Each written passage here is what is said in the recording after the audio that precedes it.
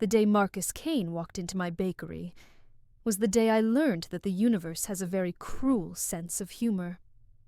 It started like any other Tuesday morning at Sweet Beginnings. I had been up since 4 in the morning, the way I always was, standing alone in the kitchen with flour on my hands, and silence wrapped around me like a comfortable blanket. There's something almost sacred about those early hours before dawn, when the world is still asleep, and it's just me and the dough and the soft warmth of the ovens beginning to heat up. No customers demanding complicated orders, no street noise filtering through the windows, no reminders of everything that had gone wrong in my life over the past 3 years.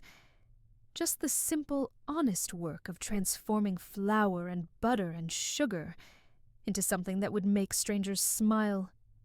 I had learned to love those quiet hours. They were the only time I felt truly at peace anymore. By 7 o'clock, the croissants were golden brown and perfectly flaky, arranged in neat rows on their cooling racks. The sourdough loaves had that beautiful crackling crust that took me 6 months to master. The coffee was brewing, filling the small bakery with its rich, welcoming aroma.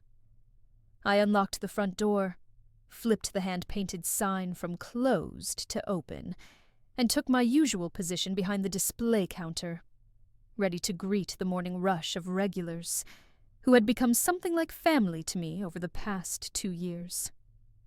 Mr. Henderson would be first, like always. He'd order his usual black coffee and a plain croissant, and sit in the corner booth with his newspaper for exactly 45 minutes before heading to his accounting job. Then the Martinez twins would rush in with their mother, grabbing cheese danishes on their way to school. Old Mrs. Kim would arrive around 8:30, settling in for her daily chat about the neighborhood gossip, while she slowly savored a slice of whatever cake I had made that week. These people had become my routine, my anchor, the proof that I had managed to build something meaningful from the ruins of my old life. I was arranging a fresh batch of muffins in the display case when the bell above the door chimed. I looked up with my customer service smile already in place, ready to greet whoever had arrived. The smile died on my lips. The man standing in the doorway of Sweet Beginnings looked nothing like anyone who had ever walked into this bakery before. He was tall, well over 6 feet, with the kind of commanding presence that seemed to physically push against the walls, making the cozy space feel suddenly cramped and small. His suit was charcoal gray, so perfectly tailored it might as well have been sewn directly onto his body. The fabric had that subtle sheen that only came with truly expensive materials. The kind of suit that cost more than I made in 3 months. Maybe 6 months, if I was being honest with myself. His watch caught the morning light streaming through the windows, throwing little sparks of gold across my carefully arranged display cases. His shoes were polished to a mirror shine. His hair was dark and perfectly styled, not a single strand out of place. His face was all sharp angles and cold beauty. High cheekbones, a strong jaw, eyes the pale blue color of winter ice. He looked like money. He looked like power. He looked like the kind of man who had never set foot in a neighborhood bakery in his entire life. And he was staring at me like I owed him something. Like I had done something unforgivable. "Can I help you?" I asked, trying to keep my voice steady despite the strange flutter of unease in my chest. "The croissants just came out of the oven, if you're interested. Best in the city, if I do say so myself." He didn't answer. He just stood there in the doorway, blocking the morning light, looking at me with an expression I couldn't quite read. His pale eyes swept over my flour-dusted apron, my practical ponytail, my face bare of anything except the minimal makeup I wore to work. He was cataloging me, I realized, studying me like I was a specimen in a laboratory. "Sir?" I tried again. Are you looking for something specific? We have a full breakfast menu, or if you're looking for something for an office meeting, I can put together a pastry box. You don't remember me? It wasn't a question. His voice was low and controlled, each word precisely articulated, with an edge to it that made my spine stiffen instinctively. This wasn't a customer asking about croissants. This was something else entirely. I'm sorry, I said carefully. Have we met before? 3 years ago. Your sister's wedding. The one at the Hartwell estate, with the string quartet and the ice sculpture and the 5-tier cake. His mouth curved into something that wasn't quite a smile, more like the ghost of a smile that had died a long time ago. I was a +1, friend of the groom's cousin. Nobody important. Nobody you would have remembered. And just like that, the memory slammed into me with the force of a freight train. The wedding, Melissa's wedding, the lavish affair our parents had spent a fortune on, the event where I had consumed approximately 7 glasses of champagne and made several decisions I would come to deeply regret. I had been a different person then, spoiled, careless, floating through life on the cushion of my family's money, without any real understanding of consequences or empathy, or basic human decency. I remembered the wedding. I remembered the champagne. And now, with horrifying clarity, I remembered him. Not this version of him. Not the polished, powerful man standing in my bakery like a vengeful god come down from Olympus, but the version from 3 years ago. The nervous, awkward young man in the ill-fitting suit that was slightly too big in the shoulders and slightly too short in the sleeves. The one with the uncertain smile and the hopeful eyes who had approached me on the dance floor during a slow song. He had asked me to dance. Just a simple request, delivered with a slight stammer that should have been endearing, but that I, in my champagne-soaked arrogance, had found pathetic instead. And I had laughed in his face. Not just laughed. I had been cruel, viciously, unnecessarily cruel, the way only someone who has never experienced real hardship can be cruel to those they consider beneath them. I remembered the exact words I had used, because they had come back to haunt me many times over the past 3 years, usually at 3 in the morning when sleep wouldn't come, and I was left alone, with my regrets. Oh, honey, that's adorable. But maybe try finding someone in your league. I hear the catering staff is very friendly. My friends had laughed. The people around us had laughed. And he had stood there, frozen, his hopeful expression crumbling into humiliation, while I turned away and went back to my champagne and my cruel amusement, without giving him another thought.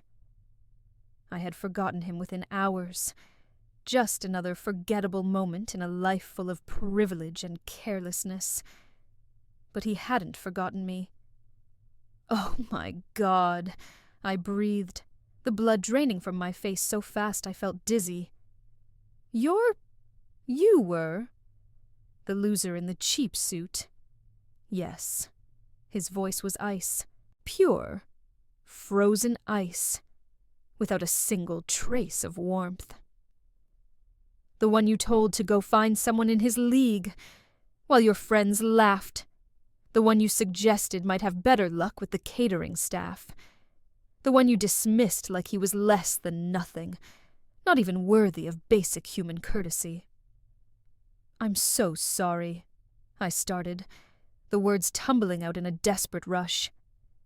I was drunk, and I was an idiot, and I know that doesn't make it okay, but I've thought about that night so many times, and I've wished I could take it back. Save your apologies. He walked further into the bakery, his expensive shoes clicking against the worn wooden floors that I had mopped at midnight the night before. He looked around slowly, taking in the handwritten menu on the chalkboard, the mismatched vintage chairs, the framed photos of regular customers on the wall behind the register. His gaze lingered on each detail, like he was appraising them, calculating their worth. "Nice place," he said finally. "Cozy, charming, the kind of small business that gives a neighborhood its character." He picked up one of my business cards from the little holder on the counter, examined it, set it down. "You've worked here for 2 years now. Is that right?" The unease in my chest was growing stronger, transforming into something closer to fear. How did he know that? How did he know anything about my life? How do you know that? I make it my business to know things, Eliza. I've become very good at research, at gathering information, at understanding every detail of a situation before I act. He turned to face me, those winter blue eyes pinning me in place. "Your boss, Mrs. Patterson. She speaks very highly of you. Says you're her best employee. Says you practically run the place. Says she doesn't know what she would do without you. Mrs. Patterson has been very kind to me," I managed to say, my throat tight. "Mrs. Patterson sold me this bakery 3 days ago." The words didn't make sense at first. They hung in the air between us like a foreign language I had never learned. I heard them, but my brain refused to process their meaning, refused to connect the dots that were suddenly forming a terrible picture. What? I bought it. The building, the business, the recipes, the customer list, everything. The sale was finalized on Friday afternoon. He smiled then, a real smile, but there was no warmth in it, only satisfaction. Only the cold pleasure of a hunter who had finally cornered his prey. As of this past Monday morning, I am the legal owner of Sweet Beginnings Bakery, which makes me your boss, Eliza. He paused, letting that sink in, or I should say, your former boss. You can't. I can. And I am. He reached into his perfectly tailored jacket and pulled out a cream-colored envelope, setting it on the counter between us with a soft thud that sounded like a death knell. "You're fired. Effective immediately. You have 30 minutes to collect your personal belongings from the premises before the security team I've hired arrives to escort you out."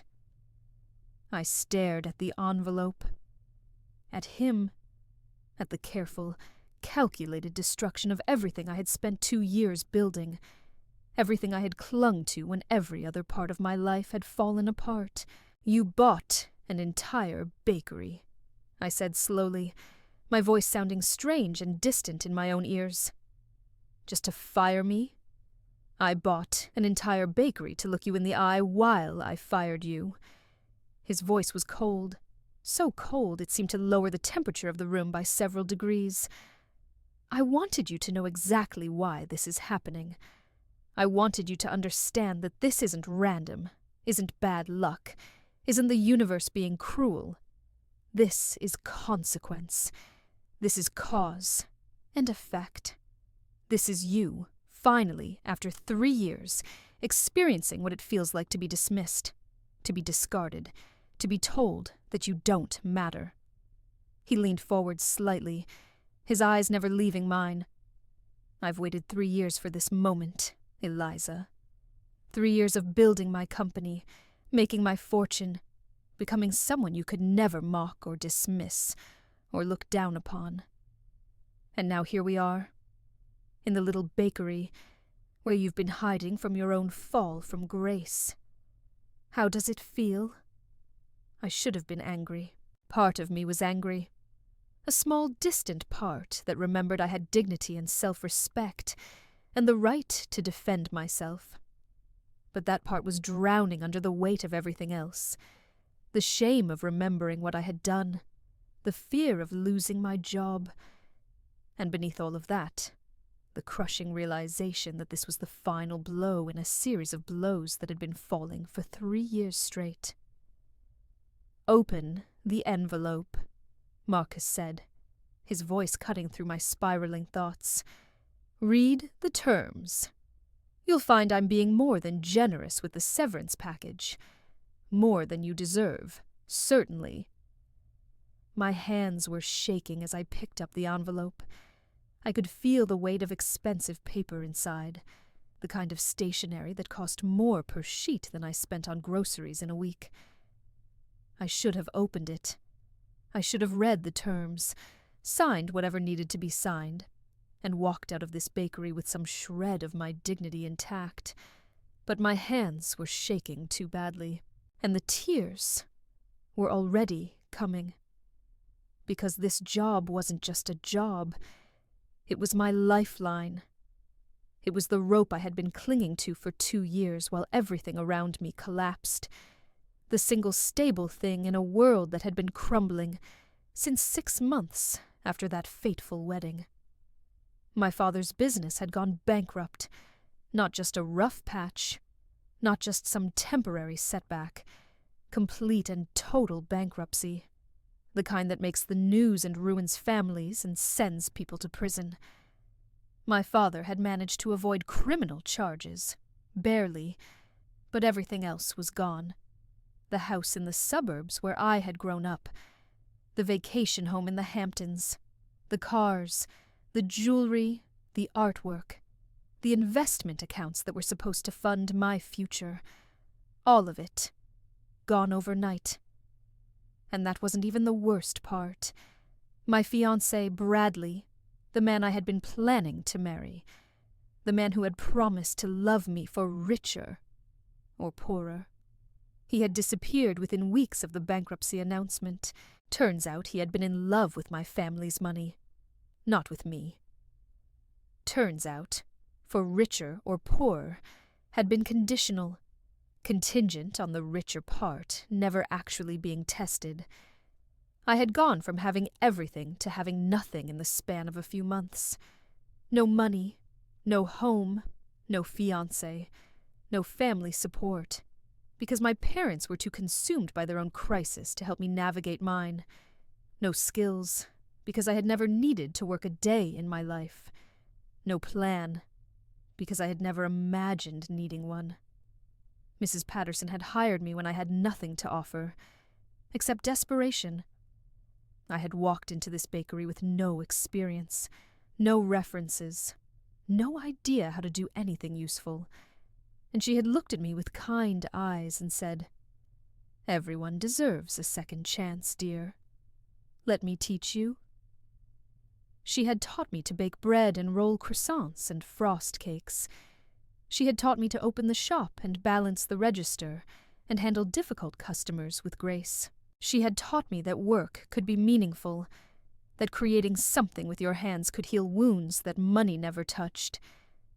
This little bakery had saved my life, and now it was gone. The tears came before I could stop them. I didn't want to cry in front of him. I didn't want to give him the satisfaction of watching me break down. But my body had other ideas, and suddenly I was sobbing. Ugly, gasping sobs that shook my entire body, tears streaming down my face and mixing with the flour that still dusted my cheeks. "I'm sorry," I choked out, though I wasn't even sure what I was apologizing for anymore. The old cruelty, the current tears, the entire mess my life had become. "I'm sorry. I can't." I sank onto the stool behind the counter because my legs wouldn't hold me anymore. I buried my face in my flour-dusted hands, and I cried like I hadn't cried since the day my father told me we were losing everything. I cried for the job I was losing, for the life I had already lost, for the woman I used to be, and the woman I had tried so hard to become. For all of it. Everything. The whole catastrophic mess of the past 3 years that I had been holding together with determination and caffeine and the stubborn refusal to give up. Marcus stood there in silence. I could feel him watching me, but I was past caring about his reaction. He had already won. He had destroyed the only good thing I had managed to build, and now he got to watch me fall apart as a bonus. Let him watch. Let him have his victory. I was too tired to pretend anymore. Stop. His voice sounded strange, strained, not cold anymore, but something else. Something I couldn't identify through my tears. Stop crying. I couldn't stop. The tears had their own momentum now, and with them came everything I had been holding back for months. The loneliness of my tiny apartment, the fear of not making rent, the exhaustion of working double shifts just to afford groceries, the constant low-grade terror that one wrong move would send me spiraling back into the void of having nothing and being no one. I said, "Stop." He sounded almost panicked now, his careful control finally cracking. This isn't.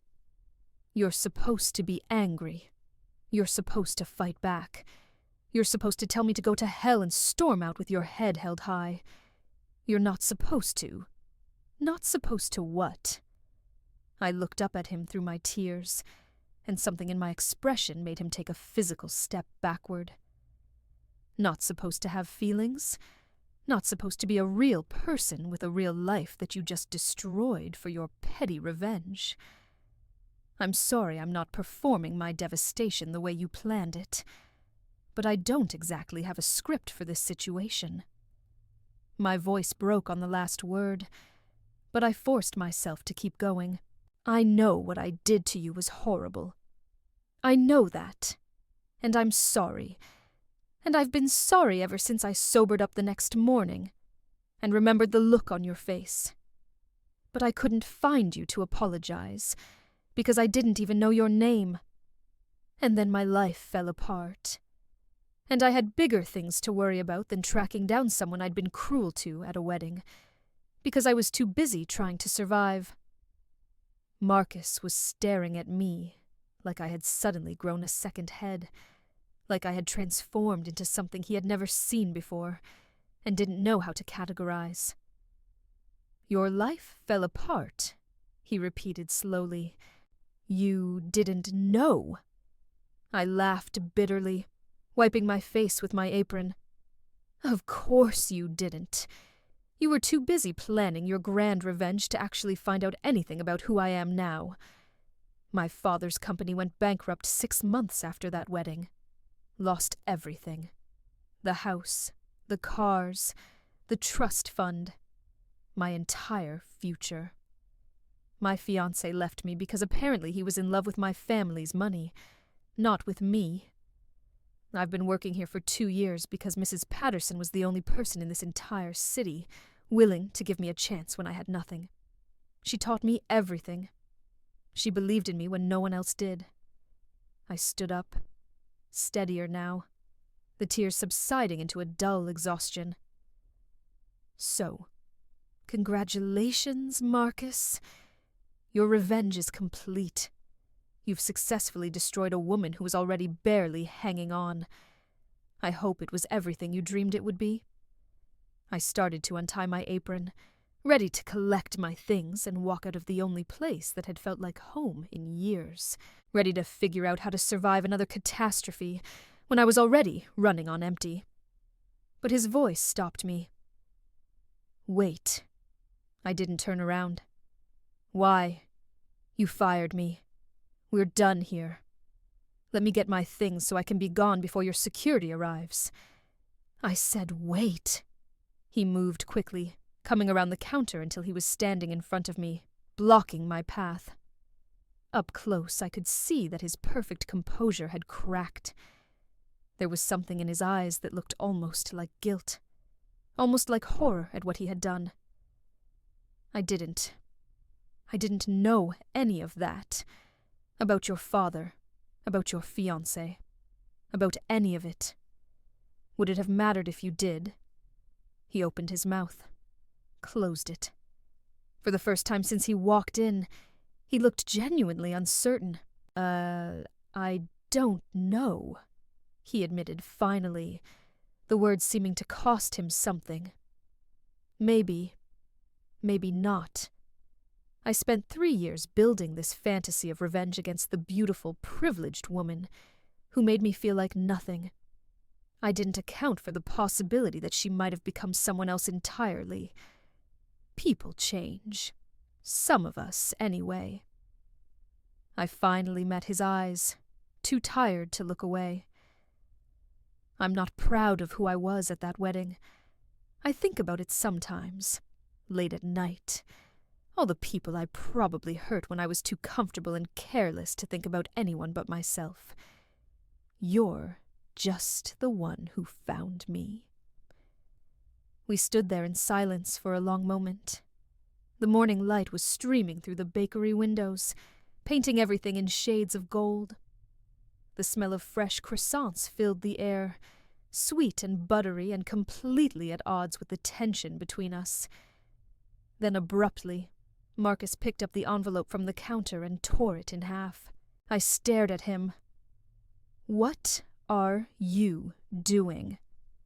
"I don't know." He tore the halves into quarters. "I haven't done a single thing without a carefully considered plan in 3 years. This is entirely new territory for me." He looked at me with those ice-blue eyes that didn't seem quite so cold anymore. "You're not fired." "I'm not?" "No. I'm rescinding the termination on a trial basis." He dropped the torn pieces of paper into the trash can beside the counter. "I want to see how this place actually operates. Maybe I'll keep it as an investment. Maybe I'll sell it to someone who will maintain its character. But I'm not going to destroy something that clearly means this much to you, and to this neighborhood, just to satisfy a grudge that apparently expired somewhere in the last 20 minutes. I didn't know what to say. The emotional whiplash was making me dizzy. "Why? Why would you do that?" "Because you cried." He said it like it was the most obvious thing in the world. "You cried, and you apologized, and you told me the truth about your life instead of making excuses or trying to manipulate me. And somewhere in the middle of all that, I realized that the person I wanted revenge against doesn't exist anymore. You killed her yourself 3 years ago. I was just too focused on my plans to notice she was already gone." He picked up one of the croissants from the display case, turning it over in his hands, like he was really seeing it for the first time. "These really are good, aren't they?" "Best in the city," I managed. I wasn't lying about that. "Then I suppose I've made a decent investment after all." He didn't fire me that day, or the next day, or any of the days that followed. Instead, something unexpected happened. Marcus started showing up at the bakery, not every day at first, just occasionally, in the early mornings, ordering coffee and croissants and sitting at one of the little tables by the window with his laptop, looking completely out of place in his expensive suits among the neighborhood regulars. I watched him from behind the counter, trying to figure out his angle. What did he want? Why was he really here? But days turned into weeks, and I started to realize that maybe there was no angle. Maybe he just liked being here. Liked the warmth and the smell of fresh bread, and the easy chatter of the regular customers. Liked having a place where people didn't treat him like a businessman or a billionaire or a threat. We started talking, carefully at first, circling each other like wary animals. But gradually the walls came down. Why did it matter so much? I asked him one evening, after I had closed up and we were sitting in the empty bakery together. It had become our habit. Him staying late, helping me clean up, talking about everything and nothing. What I said at that wedding. Why did you hold on to it for 3 years? He was quiet for a long moment, staring into his coffee cup, because that night was the lowest point of my life, he finally said. I had just been rejected from my dream job. My girlfriend had left me for someone more successful. I felt like a complete failure, like I would never amount to anything. And then I saw you across the room, beautiful and confident and everything I wasn't. And I thought, maybe if someone like that could see something in me, it would mean I wasn't worthless. And instead I confirmed every terrible thing you believed about yourself. You did. And I spent 3 years using that pain as fuel. Every deal I closed, every company I acquired, every million I made. It was all to prove that you were wrong, that I was worth something, that I mattered. But I wasn't wrong about you, I said softly. Not really. You were awkward that night. You were wearing a terrible suit. Those things were true. What I was wrong about was thinking any of that mattered. I was wrong about what makes someone valuable. We were both different people then. We were. I reached across the table and took his hand before I could talk myself out of it. I'm glad I got to meet this version of you, even if the circumstances were unconventional. He looked down at our joined hands, then back up at me. I'm glad, too. The first time he kissed me, we were arguing about croissants versus danishes in the kitchen at 11 o'clock at night. One moment we were debating the merits of laminated dough versus yeasted dough, and the next his hands were cupping my face, and his lips were on mine, and I was kissing him back like I had been waiting my whole life for exactly this. This is insane, I whispered when we finally broke apart. Completely insane, he agreed, and kissed me again. We didn't make it easy. We had too much history, too much baggage, too many walls built up over years of hurt. We fought, we made up, we fought again. There were nights when old wounds reopened and we had to learn how to heal them together, and days when communication broke down and we had to learn how to rebuild it. But we kept choosing each other. Every day we chose to try. He proposed on the 1-year anniversary of the day. He walked into Sweet Beginnings, planning to destroy me. He did it right there in the bakery, in front of Mr. Henderson and the Martinez twins, and old Mrs. Kim, and everyone else who had become our family. 1 year ago, I came here for revenge, he said, down on one knee with a ring that sparkled in the morning light. I found something so much better instead. Marry me, Eliza. I said yes, with tears streaming down my face, happy tears this time, while our customers cheered. We were married 6 months later in the bakery itself. I wore white and flower. He wore a suit that actually fit. And when we kissed, we tasted like buttercream frosting, because we had been sampling wedding cake all morning. That was 2 years ago. Now I own 3 bakeries across the city. Marcus taught me about business, about expansion, about building something bigger without losing what made it special. But he never tried to take over. This was my dream, and he respected that. We have a daughter, now, 6 months old, with her father's blue eyes and my stubborn streak. We named her Joy, because that's exactly what she is. Some days I still think about that wedding 3 years ago, about the cruel woman I used to be, about the pain I caused so carelessly. But mostly I think about second chances, about how the universe has a strange way of bringing people back together, about how the worst moments can lead to the best ones, if you're brave enough to keep going. He bought the bakery I worked at, just to fire me. Then he saw me cry, and everything changed, and somehow, impossibly, We found our way to forever.